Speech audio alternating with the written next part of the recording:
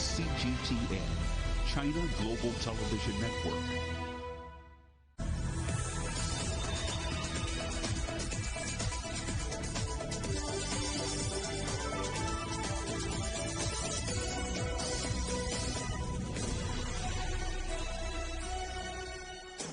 Live from London, this is Global Business.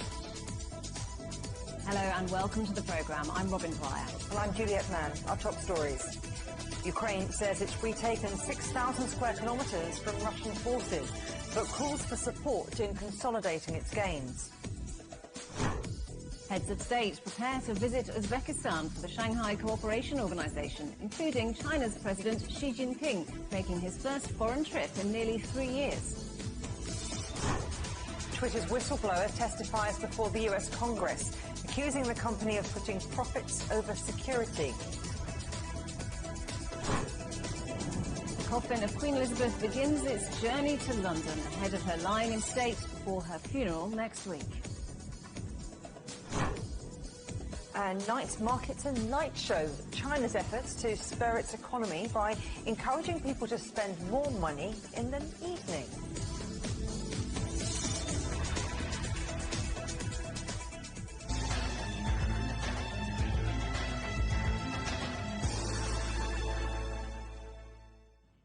Ukraine's president says 6,000 square kilometres of territory has been regained from Russian troops in its latest offensive in the east of the country. But President Zelensky has urged Western backers to step up military support for Ukraine as it consolidates gains in the Kharkiv region. Western intelligence says Russian troops have now been pushed back as far as the country's border. Russia's defence ministry says it's regrouping its forces further south in Donetsk. Our correspondent Julia Chapman is in Kyiv. Julia, what more has President Zelensky been saying? He says that troops are still moving. They are not stopping with their current gains. They are proceeding to continue fighting in the east of Ukraine until they've taken all of the Kharkiv region. And he urged Western allies to step up support for Ukraine and step up pressure on Russia. He's still calling for visa bans for all Russian citizens, saying they shouldn't be able to do their shopping or go to beaches in Europe. And he urged Western partners as well to speed up the delivery of weapons that Ukraine has been promised. Some $16 billion in weaponry has been promised to Ukraine. Analysts estimate only around half of it has actually arrived already. But he did say that they were making a difference, the weapons that are being used by Ukraine's forces. That's why we're seeing Ukrainian successes on the battlefield. Those words echoed by U.S. Secretary of State Antony Blinken, who said although these gains are significant, there are still many Russian troops on Ukrainian soil. But he did say that Western weapons were helping. But they would like to see that go further. We've been hearing some very strong words today from Ukrainian Foreign Minister Dmytro Kuleba, who tweeted that Ukraine was getting disappointing signals from Germany, saying that Ukraine had asked for more weaponry from Germany and that they seemed reticent to provide it. He asked, what is Berlin afraid of that Kyiv isn't? And Julia, what's the situation now in Kharkiv? Well, not all of the region is yet under Ukrainian control. There is still fighting going on in parts of the Kharkiv region. Some fighting also happening in the north of the Luhansk region, where Ukraine claims to have retaken one settlement there. Of course, they are also making efforts in the south, in Kherson. But in Kharkiv, we're starting to get a better picture of what life has been like for the 150,000 residents who stayed behind and lived under Russian control for these last few months. The Deputy Defense Minister Hanna Malyar praised their tenacity, said they'd had a very difficult few months. They'd been unable to communicate with family members in other parts of Ukraine. And this is what she had to say about the reasons she believes Ukraine has been successful in this counteroffensive so far.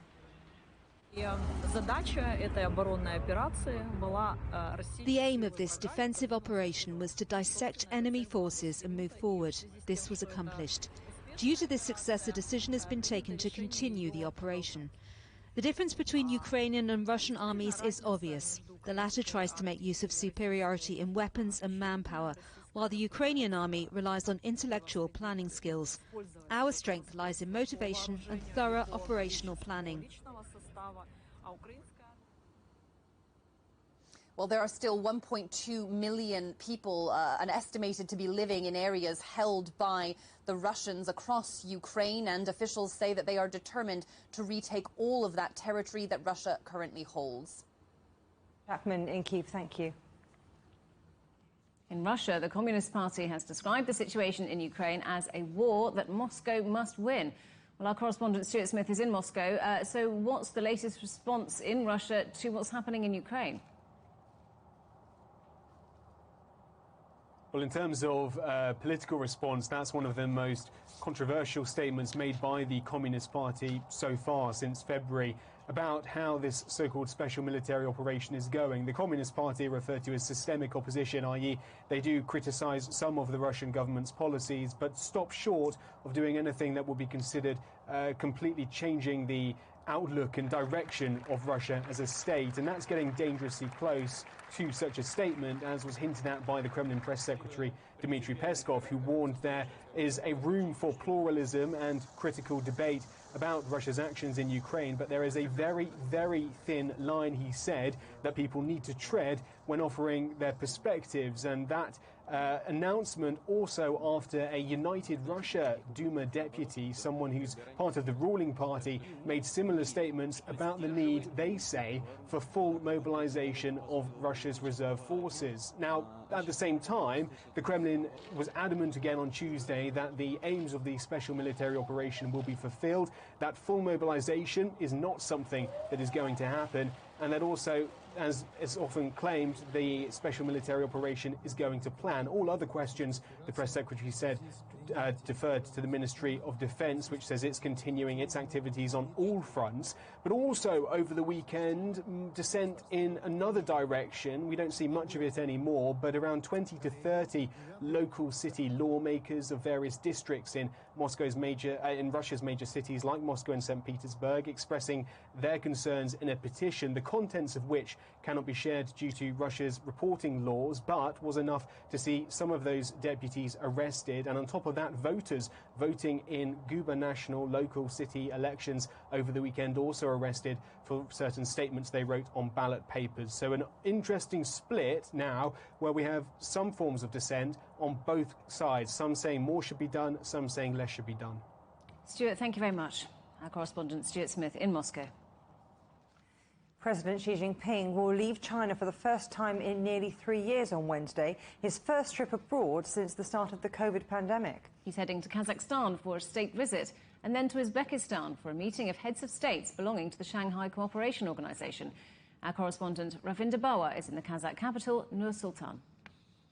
Well, after the COVID pandemic hit, this is the first international visit of the Chinese premier here in Kazakhstan. He will be meeting his counterpart, and in these meetings there will be negotiations and talks over different issues, whether it is energy, transport, logistics, trade and economy. These are the sectors in which both these countries have been partnering over the last 30 years. 2022 marks 30 years of the partnership between the two countries, and the leaders will be talking about these issues and will ensure that, they have already given out statements, whether it is President Xi Jinping, who's spoken about his visit as a opening up of new opportunities, and on the other hand, the President of Kazakhstan has also said that it is only going to deepen the strategic partnership between the two nations. So both their leaders are looking forward to taking this partnership to another level in terms of trade, economy, humanitarian grounds. If we look at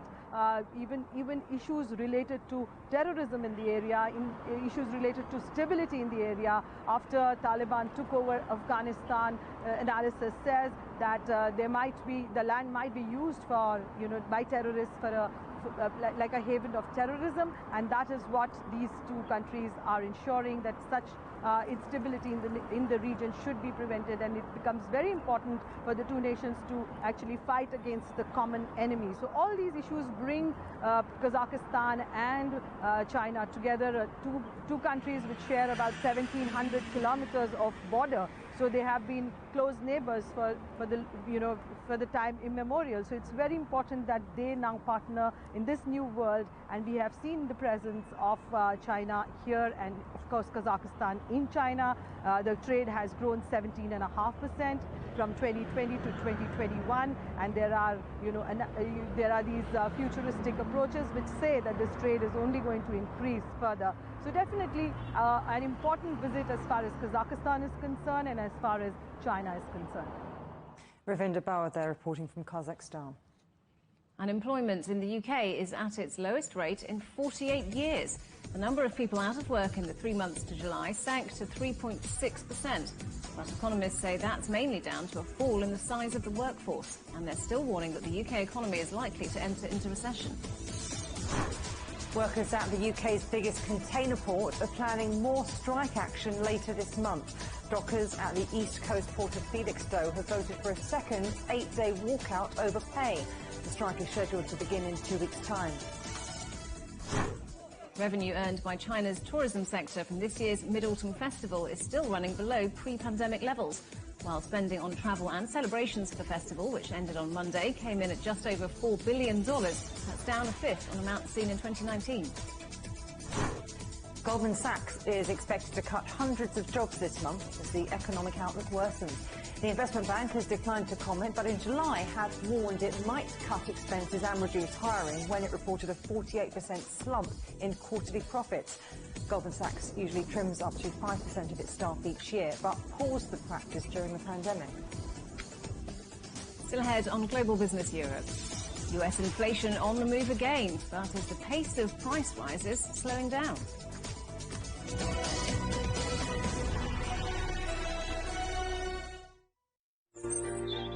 Ever wondered what's the difference between a bear and a bull market? Where are the cash cows? And who are the lame ducks? And what exactly are black swans? Grey rhinos? And unicorn companies? Make sense of it all with Global Business, only on CGTN. There's a new agenda for a new world, accelerating change in almost every part of our lives. It's shifting the norms of how we work, travel, and connect. How we think, interact, and develop. It's a new reality, a new agenda with me, Juliet Mann.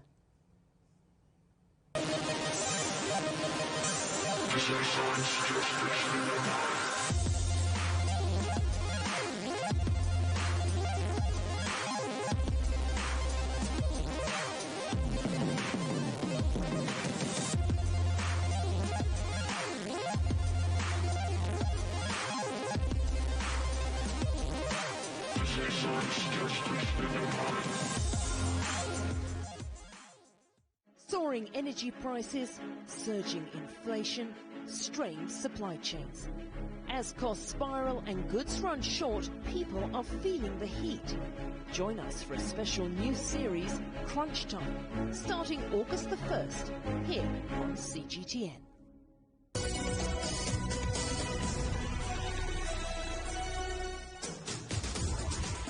Welcome back. And do remember that CGTN is available to watch for free on all the major digital platforms, on Smart TV or online on Roku, Apple TV, Amazon Fire and Android TV, YouTube, Dailymotion, CGTN.com and the CGTN app, and in the UK on Freeview.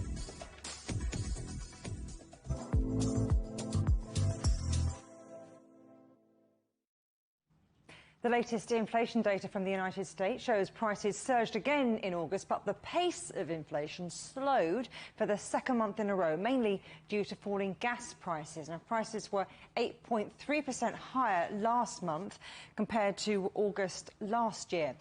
The figure was down from an annual rate of 9.1% in June and 8.5% in July.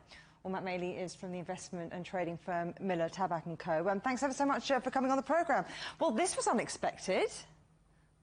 Yeah, and it was interesting too because the stock market had rallied almost 6 or 7% from the intraday lows from last week. So people were really kind of hoping that because the gasoline prices had come down, they assumed that the whole number would come down more than it did.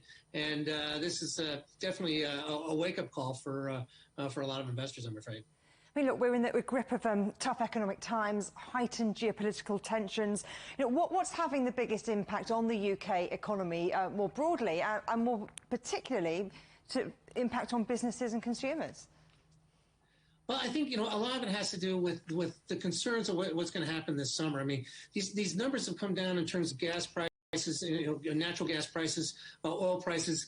A lot of it, though, people are worried that it's been done a lot because the Biden administration is really trying to push down these prices before the election. What's going to happen after the election? Is it going to be harder for prices to stay lower, especially when the strategic oil reserves are pulled away? And so I think that obviously what happens in the UK and in all of Europe, if we're staring at a situation where we're worried about stagflation, and that's never good for risk assets and not good for people on a day-to-day basis.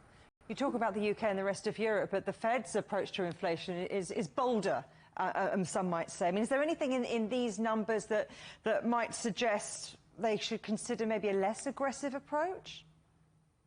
Well, one of the things that I think people are missing a little bit on Wall Street is that the Fed has two goals here. They're not just trying to get rid of inflation. They're also, they've been saying a lot in the last couple of weeks. They want to get things back in balance. And the thing is, we got so much liquidity into the system, after the pandemic for almost 2 full years, through most of 2020 and all of 2021. So removing that liquidity, because we knew the markets were out of balance. They were ahead of the underlying fundamentals. They've got to get them more back in balance. That's going to be a painful process that they keep saying, but it is going to be a healthy one on a longer term basis. So I think that they are going to stick with it for a while, and it's going to be a little bit of painful. It's not a repeat of 2008, but people need to, I think, brace themselves for a little bit more of some rough seas here. You talk about it being painful. You also say that maybe it's the healthier way of doing things. So what are we looking at here? Soft landing, hard landing? How long are we going to be stuck in this rut? Yeah, I think it's going to be tough to get the soft landing. It doesn't mean we're going to have like I said, it's not 2008 all over again. We're going to have major financial crisis.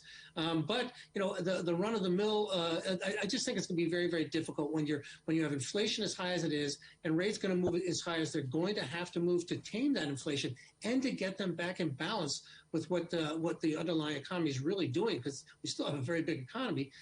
That's going to cause asset prices to come down further. And so I think that we'll have, and of course, asset prices are important for consumers, and they're going to start pulling on their horns a little bit more. That I think is going to give us a regular size recession, although not a horrible one. And again, that's going to cause some more pain in the risk markets.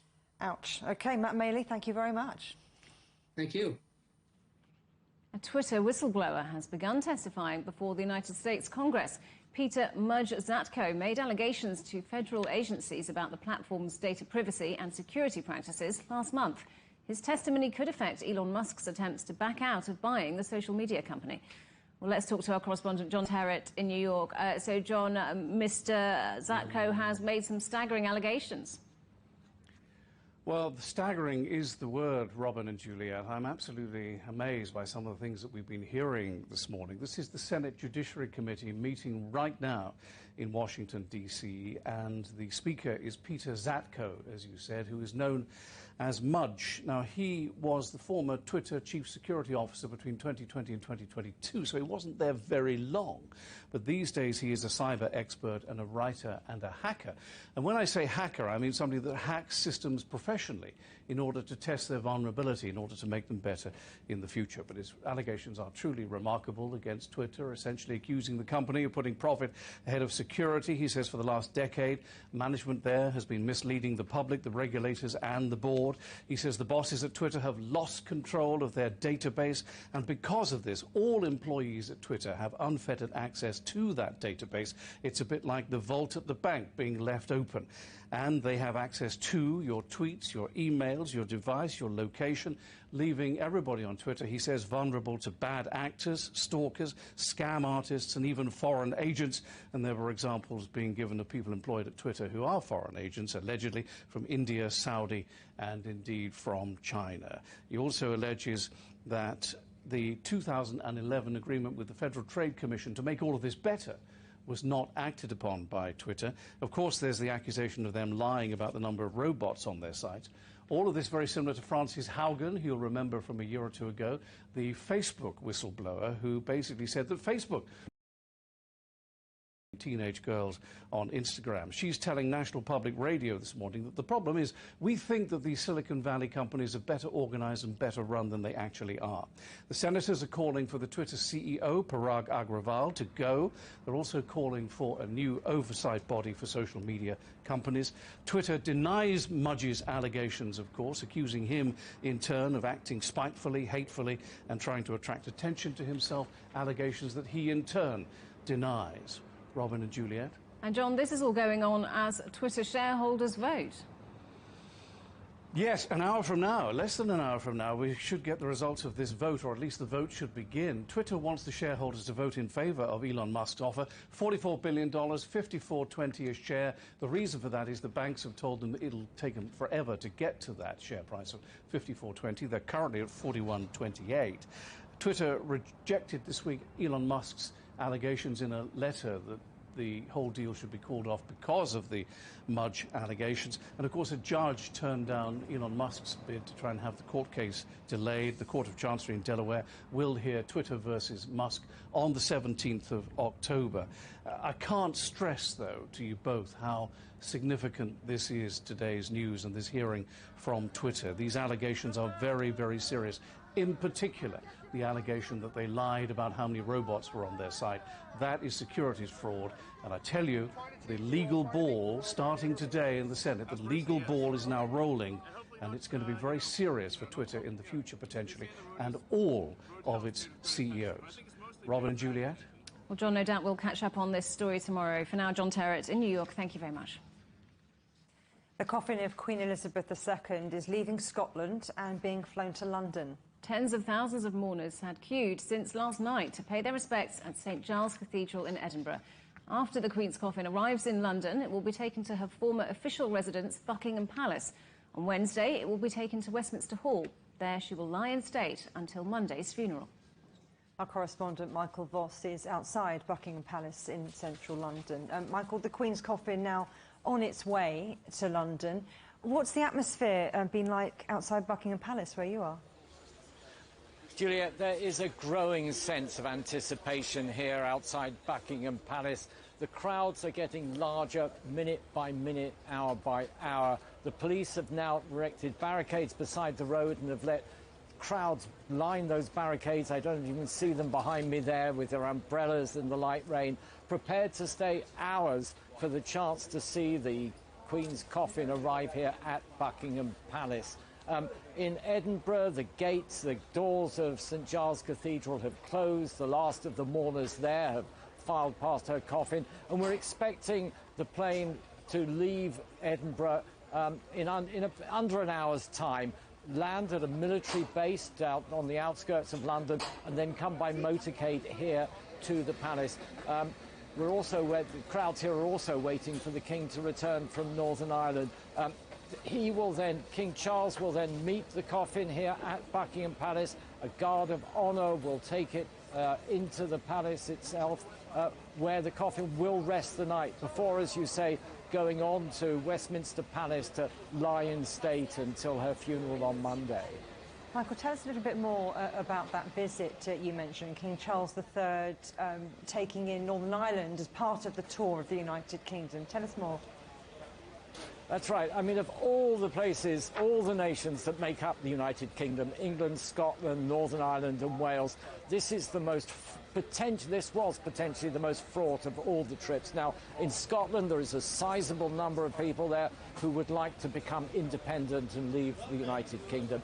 Remember, in Northern Ireland, they had years of bloody conflict between Republicans who want to be united with the Republic of Ireland and Unionists who are loyal to the UK and the Crown. Now, obviously, tensions persist, but both sides of this sectarian divide have in recent days pointed out just how much the Queen did to help with peace and reconciliation. Now, King Charles III met all the senior politicians in Northern Ireland. They offered their condolences, and afterwards in his address he said that his mother saw Northern Ireland pass through momentous and historic changes and never ceased to pray for the best of times for this place and its people. And he said that now, with that shining example before me, I resolve to seek the welfare of all the inhabitants of Northern Ireland. As I say, that visit has finished. The King is making his way back to London. He will arrive before the coffin, and I think that's what crowds outside now are waiting to see first. Michael Voss outside Buckingham Palace. Thank you very much. Still to come on CGTN, how a lack of ships is contributing to Europe's energy crisis.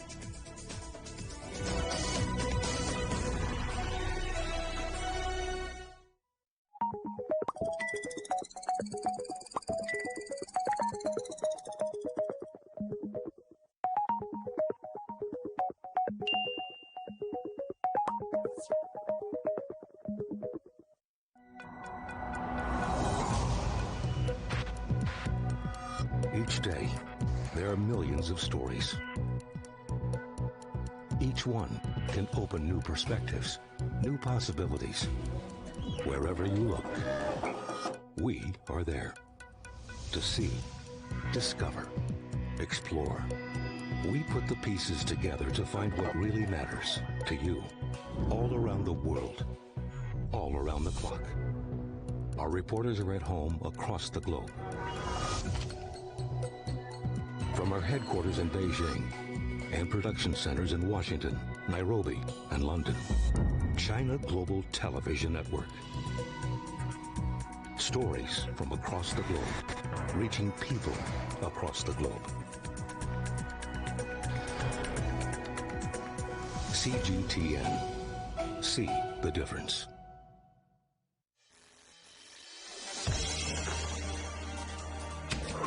The world has changed under the pressure of the pandemic. For many of us, life is returning to some kind of normal.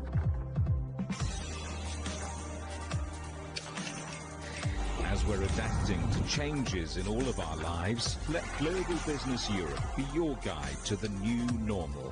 Join us weekdays on CGTN. Facing the unknown is always difficult. In a world in turmoil, it's easy to lose orientation. But when the storms come, we have to see the possibilities. Reinvent. Find new opportunities. Discover a path forward. CGTN. See the difference.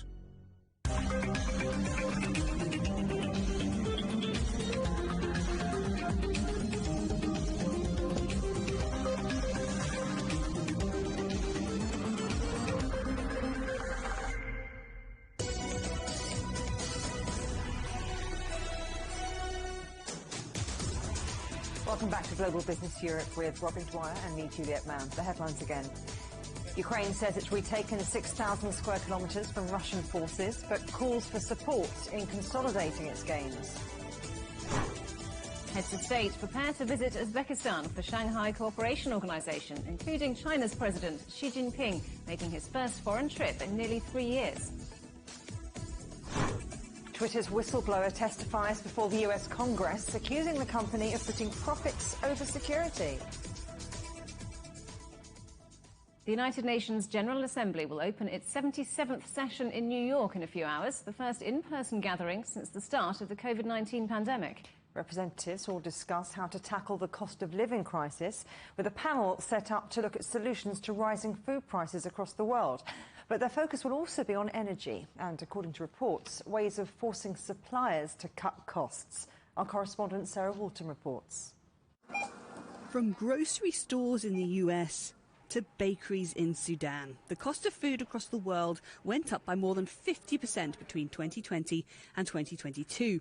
Shortages caused by climate change and COVID-19 supply chain issues then worsened when fighting in Ukraine halted grain exports. The UN launched a global crisis response group to target the issue and helped broker a deal to release shipments. Let me mention first the Black Sea Grain Initiative that the Secretary General has led, which brought down wheat prices by 6% the day it was signed. Experts say that's because the deal boosted consumer confidence in the global grain market rather than boosting supply. There has been some exports from Ukraine, but they're not really that substantial at the moment. So it's sort of the anticipating those exports resuming. Yes, it's significant, but I'm personally a little bit sceptical that it's kind of game-changingly significant. My analysis is that fertilizer prices over a longer period of time will have a much bigger impact. Fertilizer, like other fuel products, has been getting more expensive. Underproduction during COVID-19 lockdowns, combined with rising labour and transport costs, pushed up crude oil prices across the world by 350% between 2020 and 2022. And so the UN is now seeking an equivalent to the grain deal for the fuel industry, with the Secretary-General calling on energy producers to lower prices. It is immoral for oil and gas companies to be making record profits from this energy crisis on the back of the poorest people and communities and at a massive cost to the climate. But industry experts say such organisations will be tough to influence. These are private sector oil companies who are, by law, they have to look after shareholder interest. For them to do much else with that, you may face charges, but you're certainly not going to be a CEO for very long if that's what you're doing.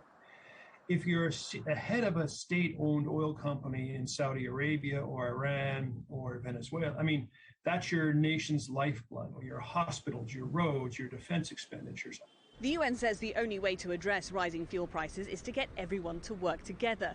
And that's bound to be on the minds of world leaders when they gather here for the General Assembly, just as winter approaches and fuel demands peak in the Northern Hemisphere.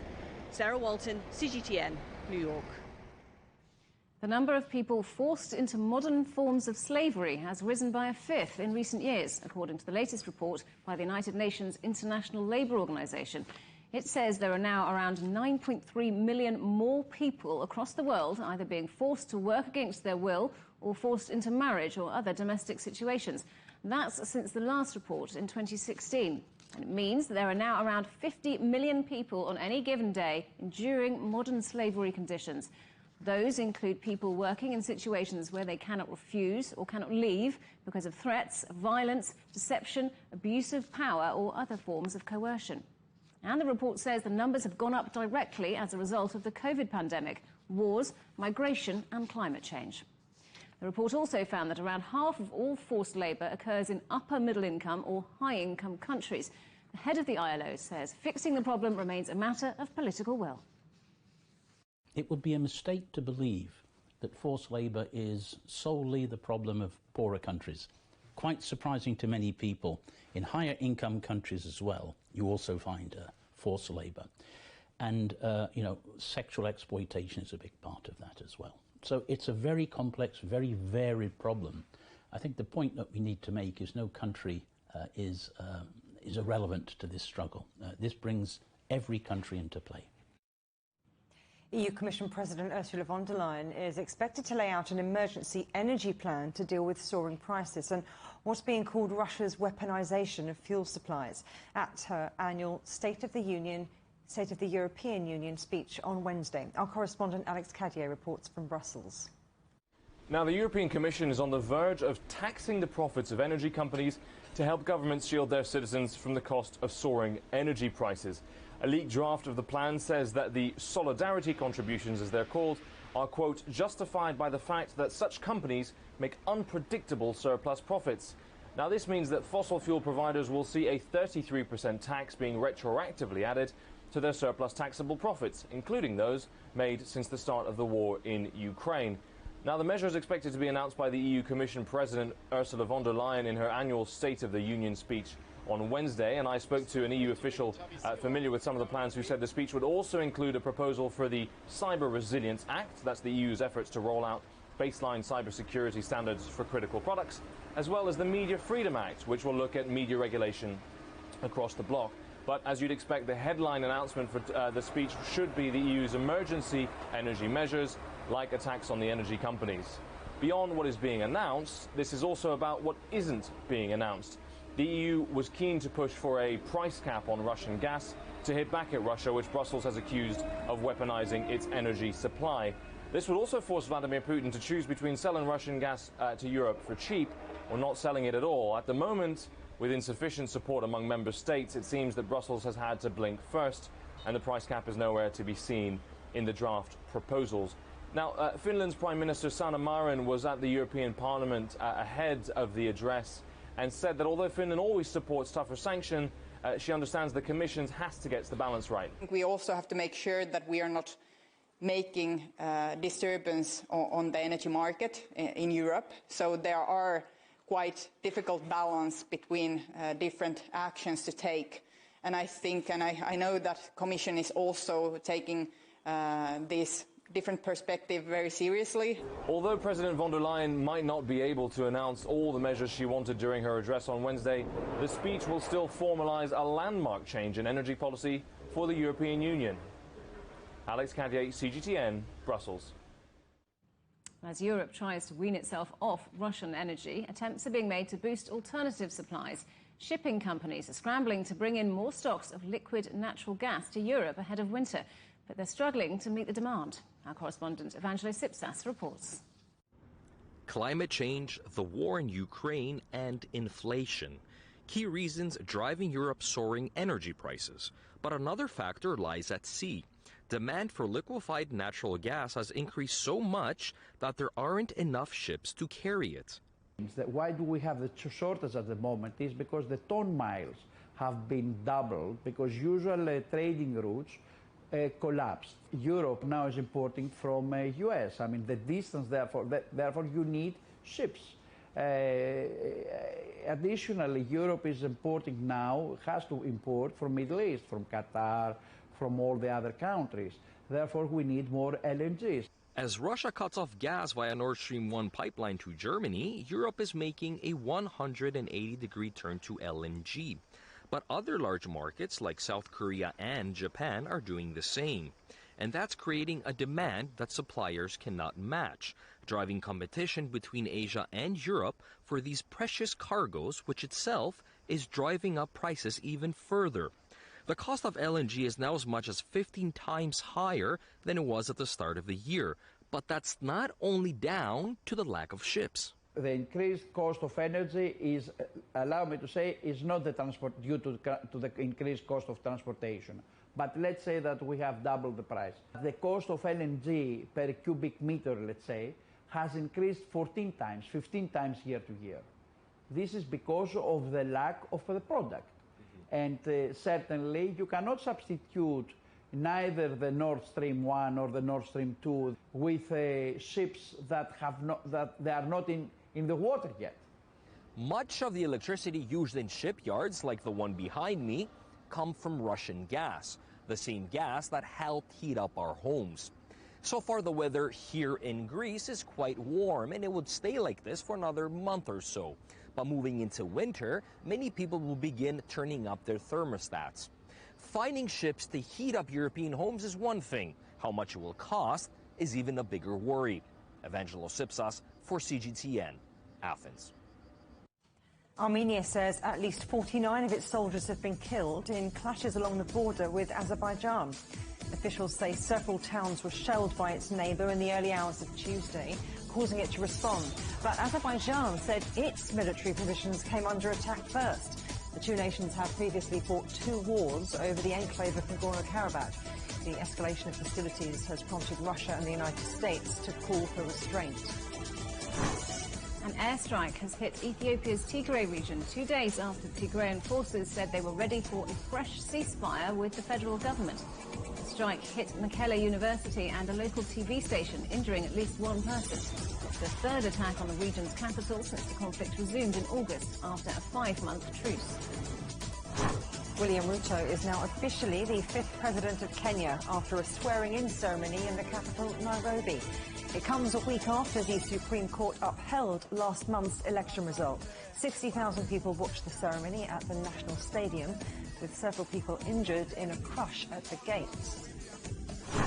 South Korea has warned the DPRK it risks what it calls self-destruction if it plots to use nuclear weapons. Pyongyang has recently passed laws allowing it to preemptively use its nuclear arsenal if it faces a threat or a crisis. Leader Kim Jong-un has overseen several ballistic missile tests this year. Ryanair boss Michael O'Leary is in Hungary for talks with the government there over their excess profits tax. O'Leary, who's clashed with Viktor Orban's government before, says it's unfair on an industry still recovering from the pandemic. Our correspondent in Budapest, Pablo Gutierrez, asked if the airline would comply with the fine. Ryanair is not backing down from the Hungarian government. The CEO said that they do not intend to pay a single euro of the 750,000 fine imposed this summer for passing on the tax onto its customers. Michael O'Leary, Ryanair CEO, posed for reporters and cameras with a sign that reads, "Scrap excess profits tax," shortly before he announced that the airline would cancel 8 routes out of Budapest and significantly reduce flight frequency on 7 other routes. The move will impact about 2 million passengers that fly in and out of Hungary. Ryanair has a 700 million euro investment in this country and has reported losses of about 200 million euros since the pandemic. I asked him if he was stepping up his challenge by flying to Budapest to deliver the news personally. Scrap the tax. If you want to levy an excess profits tax, levy it on the oil companies or the gas companies who are making excess profits, but not the airline sector. We're losing money. And you're putting your trust in the European court system to actually reverse this 750,000 euro fine. Yeah, I mean, because it's absolutely clear under EU law, there's no basis for the fine, there's no basis for a ruling against Ryanair that passing on this tax to the travelling public. We don't make any money at the moment. If the Hungarian government levies a tax on the airline sector, it has to be passed on to the travelling public. The extra profits tax was introduced by Viktor Orban's government to raise more funds from companies they believe are making record profits. The tax is intended to contribute to the country's economic recovery. Ryanair CEO says that he fully expects to lose his appeal of the fine in Hungarian courts, but expects to prevail in EU courts. EU law does allow airline companies to set their own fares without the approval of individual governments.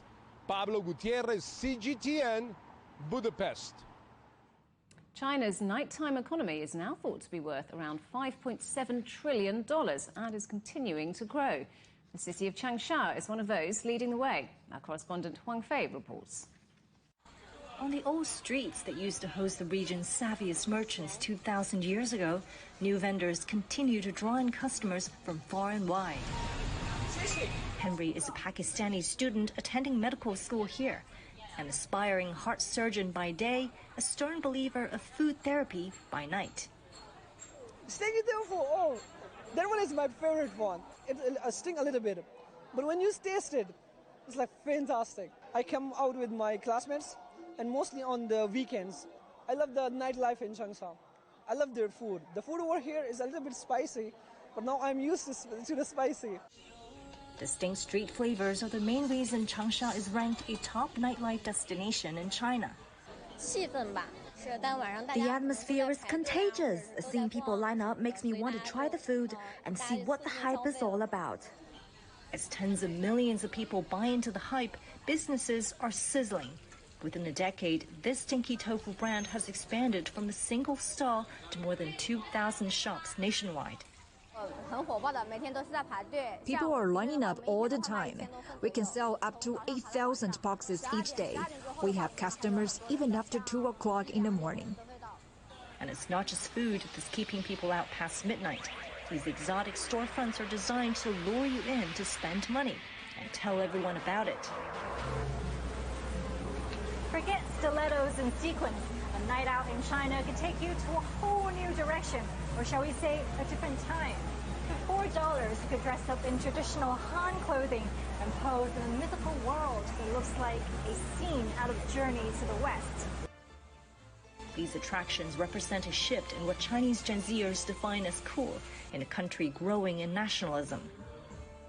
Inside a shopping mall, this replica of old city taps into nostalgia and throwbacks.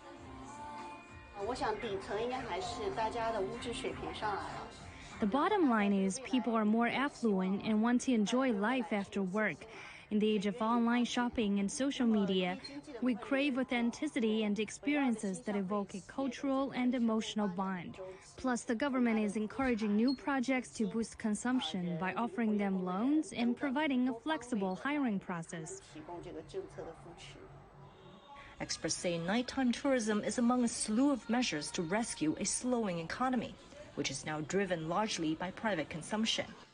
The real question, however, is whether new attractions that rode the Insta-feast to success have what it takes to become more than a passing fad. Huang Fei, CGTN, Changsha in Hunan Province. Coming up on Global Business Europe, history at the Emmys, how streaming is boosting the range of top international dramas on our TV screens.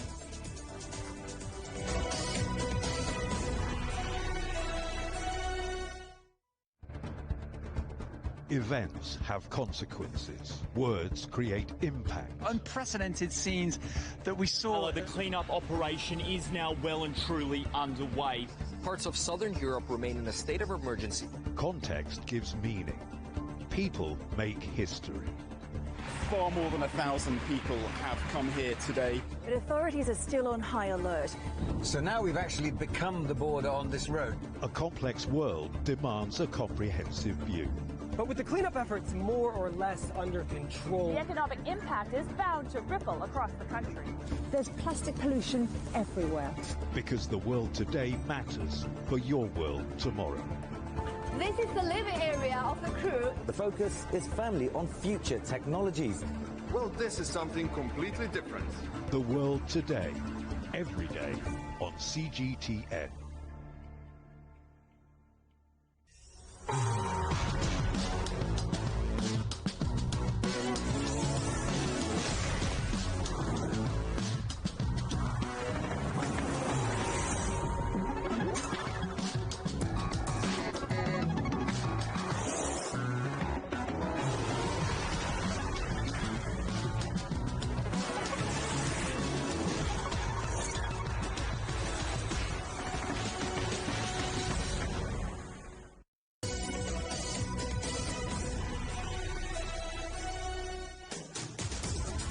Welcome back to Global Business Europe. Squid Game has become the first non-English TV series to win top honours at the Emmys. 지금 이 자리에 계신 여러분들은 모두 감당할 수 없는 빚을 지고 삶의 벼랑 끝에 서 계신 분들입니다.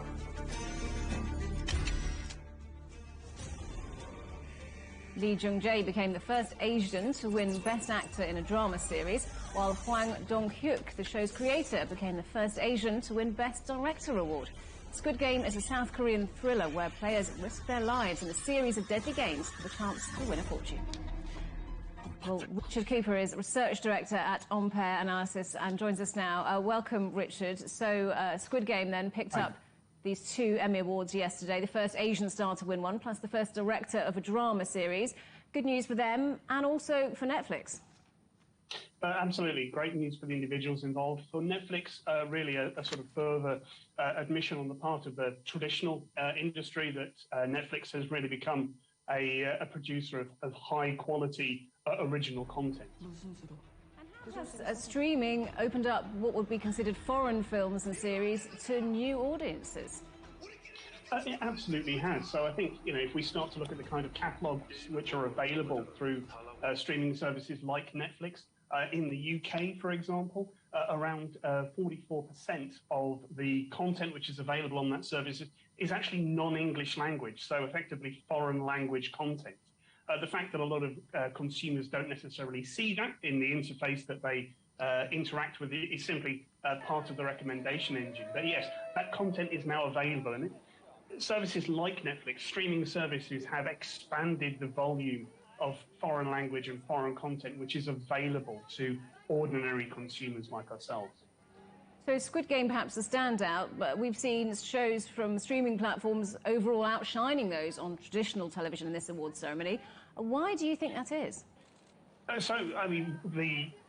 One of the real sort of big differences that we see is that, particularly for scripted content, which is what we're talking about here, the streaming services with their much, much larger subscriber bases are able to effectively outspend their local competitors. So again, a UK example, the BBC, world-renowned for high-quality content,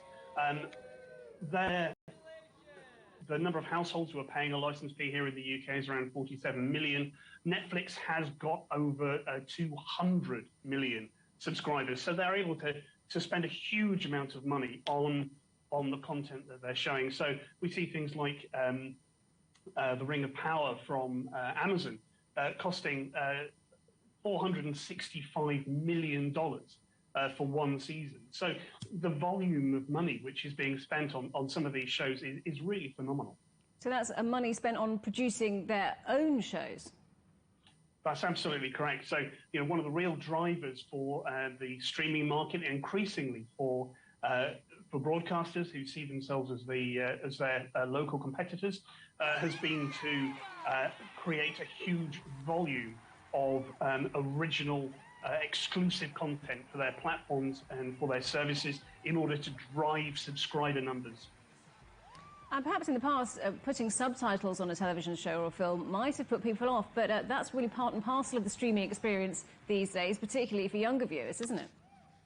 It's not just younger viewers. I think we've got to bear in mind that these streaming services are now being used by everybody. They're fairly ubiquitous. We've only got to look, again, at Netflix, the market leader in the USA. They've got around 60 million households. It's a huge proportion. About half of all US households have access to their service. So it's not just younger viewers, but yes, you're absolutely right. Sort of bringing foreign language content has made it more available, and people are more accustomed, particularly when they're following a particular content zeitgeist, like Squid Games. They're much more accustomed to seeing, particularly in the West, subtitled programming. But preferences for subtitling is quite varied. So, ironically, in all of the rest of Europe, we see a preference for dubbing. South Korea actually have a preference for subtitles for their foreign language content. Okay, Richard Cooper from Ampere Analysis. Good to talk to you. Thanks for joining us today. Pleasure. The first New York Fashion Week in 3 years is underway, with some of the world's top designers showcasing their looks for spring 2023. A few famous faces have been spotted on the show's front rows. CGTN's Gabrielle Farmi reports.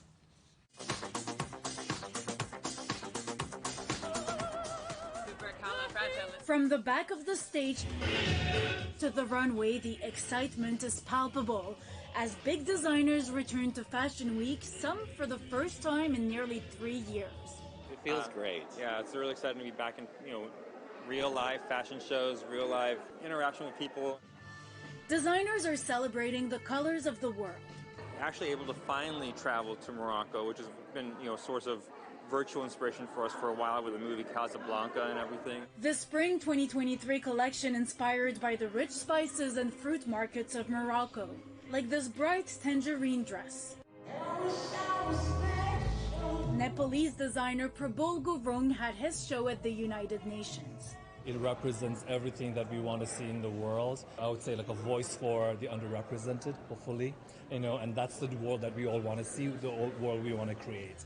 His spring collection celebrating what he calls the misfits of the world. Gurung also pays tribute to color, for him a symbol of hope. My motto in life has always been we're stronger in color, literally and metaphorically. Also in attendance, Tommy Hilfiger. There was no rain check for the designer back after a 3-year hiatus.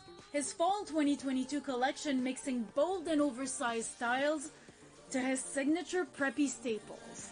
I think we have to continually evolve and keep fresh. We have to listen to the youth, and at the same time, we have to be relevant. The rain did not stop the long list of celebrities from attending, and an A-list front row kept a close eye on the latest trends. Gabrielle Fahmy, CGTN, New York.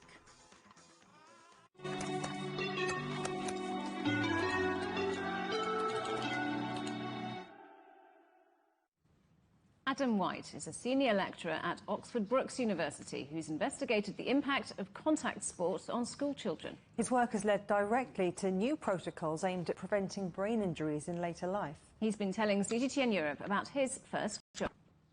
My first job was actually working for the Rugby Football Union, which is the national governing body here in the UK. I was really lucky to get that job. It was a kind of dream job at the time, and I learned a lot. It's a big organisation. It has a international reach. I had to work with people right the way across the social spectrum, from young people in schools right the way up to old age pensioners and people often on committees, and really understand those different cultural differences of using things like technology and how we could embrace that. So yeah, I loved it. I was really lucky and fortunate. And I think some of those skills of working with people is what's really benefited me in my career today. And that's pretty much all I have to do is work with people. And so that skill set has been really valuable. Well, for more, check out CGTN's social media accounts and search for My First Job. Our top stories again. Ukraine says it's retaken 6,000 square kilometres from Russian forces, but calls for support in consolidating its gains. The final mourners have filed past the coffin of Queen Elizabeth II in Edinburgh before it was taken back to London ahead of her lying in state. And Twitter's whistleblower testifies before the US Congress, accusing the company of putting profits over security. That's it for Global Business Europe. Thanks for watching. More on all our stories at europe.cgtn.com, and do follow CGTN Europe on Twitter, Facebook and Instagram. We're on smart TV apps, Roku, Apple TV, Amazon Fire and Android TV, YouTube, Dailymotion, CGTN.com and the CGTN app. And in the UK on Freeview. Coming up next on CGTN, it's Africa Live. We'll see you again tomorrow, same time, same place. From all the team here in London, goodbye. Goodbye.